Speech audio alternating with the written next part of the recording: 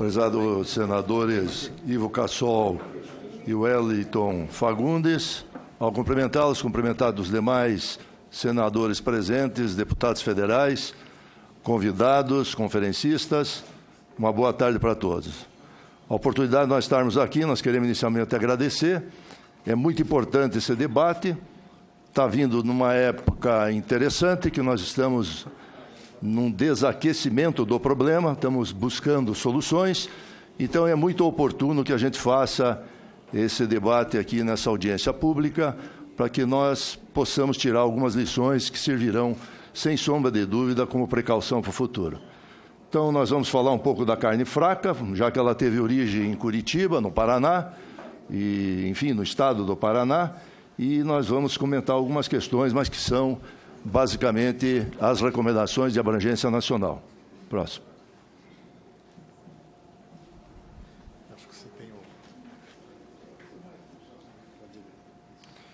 Fiscalização, todos sabem, mas é só para uma recordação e levar todos para o mesmo entendimento. Nós temos a responsabilidade da segurança do alimento e a base de prevenir fraudes, né? Isso, basicamente, já vindo uma matéria-prima qualificada do campo, entrando na indústria e, com sequência disso tudo, nós estamos trabalhando dois assuntos aqui fundamentais, que é a segurança do alimento e a prevenção contra fraudes. Próximo. Aqui mesmo.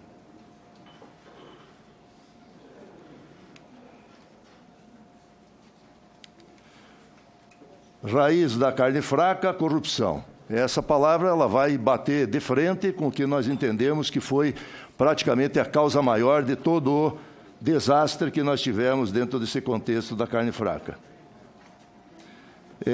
A greve dos auditores fiscais, nós queremos nos reportar de 2012. Os auditores tiveram, enfim, todo o quadro de funcionários do Ministério, uma greve, e especificamente lá no estado do Paraná, nós do Sindicato dos Médicos Veterinários, mais a ANFA sindical, impulsionados por funcionários que eram pressionados, perseguidos, foi feita, então, uma manifestação pública de repúdio à superintendência da época, tá? Já alertado por toda a sociedade produtiva que conhecia as manifestações intempestíveis da então diretoria, tá? E foi feito, então, um ato público de repúdio àquela gestão, pedindo a saída do superintendente, e foi distribuído em torno de 15 mil frangos para a comunidade de uma maneira geral. Mas o assunto principal dessa greve foi exatamente a questão da insuportável perseguição que estava sendo feita em cima de funcionários exemplares. Igualmente, a Petrobras, a indicação política para cargos técnicos, está na raiz do escândalo, que envolve empresas, servidores públicos e partidos. Então, esse, não tenho dúvida nenhuma, que é a origem de todo o processo. A transparência na produção é que todos nós desejamos, e isso cada vez mais no Brasil é transparente na questão da cadeia produtiva das carnes. Não adianta bater no mensageiro, essa é a primeira mensagem que a gente traz. Não, a culpa, a responsabilidade, nada disso teria acontecido se não fosse o denunciante ter promovido as denúncias na Polícia Federal.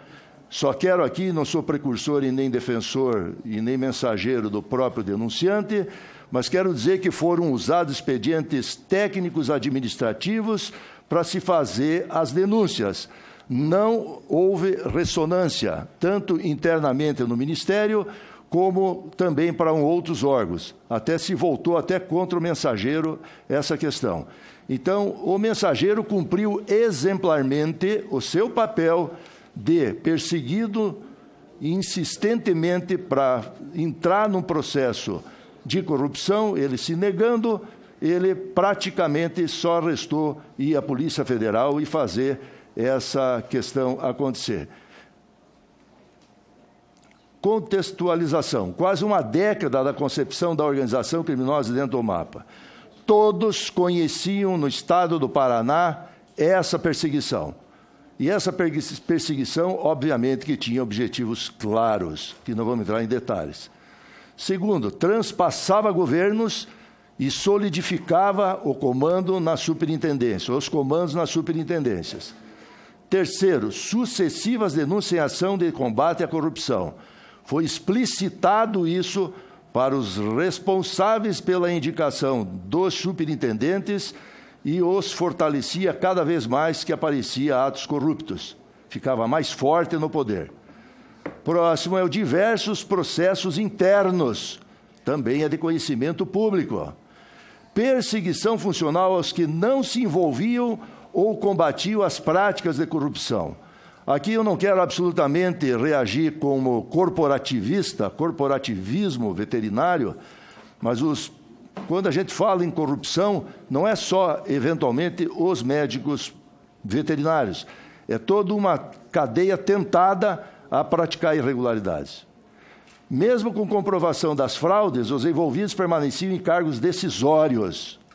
Loteamento de cargos no mapa nos estados entregues aos partidos políticos. Praticamente 27 superintendências, senador Wellington, todas elas com apadrinhamento fortíssimo e intencionalmente posto, não simplesmente indicar para desenvolver de maneira saudável e independente, não, com prenúncios claros de comprometimentos ilícitos. Tá? Presidentes e ministros, mesmo sabendo das denúncias, mantinham os fraudadores no poder. Até uma declaração que eu achei bastante honesta, da senadora Cátia Abreu, disse que era irresistível a ideia de mantê-los, por uma série de pressões. Que a empresa prospera com mudanças quase anuais no seu gestor máximo. Propostas nossas aí. Punição rigorosa aos envolvidos, auditores fiscais, funcionários políticos e empresas. Inter-relação entre os distintos sistemas de inspeção. Não se conversa, senador. Os 3 sistemas têm que se unir, tem que ter um padrão nacional e não uma diferença de qualidade entre as 3 atuações. Meritocracia na seleção dos gestores, não improvisar isso. A habilitação de candidatos externos, se for para isso acontecer, mas não acontecer porque internamente não tem capacidade, muito pelo contrário, o MDA tem muita capacidade instalado. Adequação do ensino da medicina veterinária às reais necessidades no mercado. Integração entre vigilância sanitária e inspeção, que não se conversam, são independentes, mas deveriam ser dependentes entre si. Modernização do sistema laboratorial brasileiro, muito pouco comentado, tem muita coisa que evoluir nessa questão, os Lanagros auditando e monitorando os laboratórios acreditados, implemento no número de médicos veterinários na Polícia Federal. Se faltou quantitativamente, vamos colocar a qualidade mais voltado para a questão de entendimento das carnes. Auditorias não agendadas e rotativas, tá? E recapacitação. Agora eu peço só a atenção de todos os presentes para as lições da carne fraca. Reflexo em vários outros negócios brasileiros. Nós temos que entender que não é só a carne que vai padecer. É o segmento florestal, a agricultura e outros, porque está em jogo a questão da moralidade no exercício das atividades profissionais dos agronegócios e dos negócios em si brasileiros. Papel do produtor rural, elo mais importante, mas o mais fraco. Ele é fraco. Só para vocês terem ideia, todo mundo fala da dispensa de funcionários em indústrias. Para finalizar, ninguém está comentando o desastre que acontece dentro da propriedade rural, o produtor endividado. Deveria ter uma compensação comercial para esse tipo de desastre. A indústria fecha e simplesmente corta o fornecimento de matéria-prima dos agricultores. Agro forte e agro fraco. Nós estamos perante isso. O nosso agro não é tão forte como nós imaginamos. Ele é forte na execução, na produção, fraco nas estratégias da sua manutenção. Papel político é fundamental, nós não repudiamos os políticos, muito pelo contrário, mas que eles sejam autorrepresentantes ou representantes legais das indústrias, dos produtores, mas jamais injerenciando os negócios públicos na indicação de funcionalismo público. Tá? Papel da mídia foi muito sacrificada. O nosso entendimento, a mídia, senador, apresentou seu resultado. Os exageros foram mínimos. Nós temos compilado vários artigos de jornal a nível nacional. Não houve necessariamente exagero por parte da mídia. Ela retratou, sim, algumas questões fundamentais. Papel da Polícia Federal. Nós temos sempre mandando endereço para os outros, nunca fazendo a meia-culpa.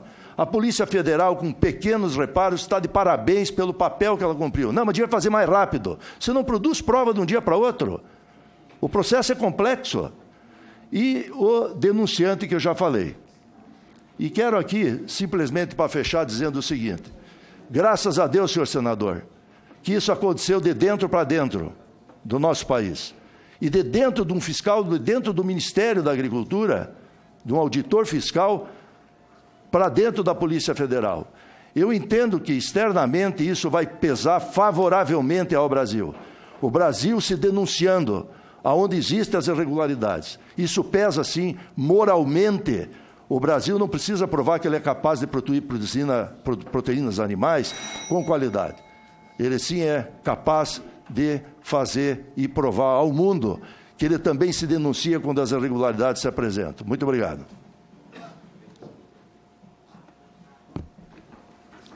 Bom, eu queria aqui pedir escusas ao doutor César e também ao doutor Ariel Mendes, porque eu não tinha sido composta a mesa aqui, mas são convidados, né?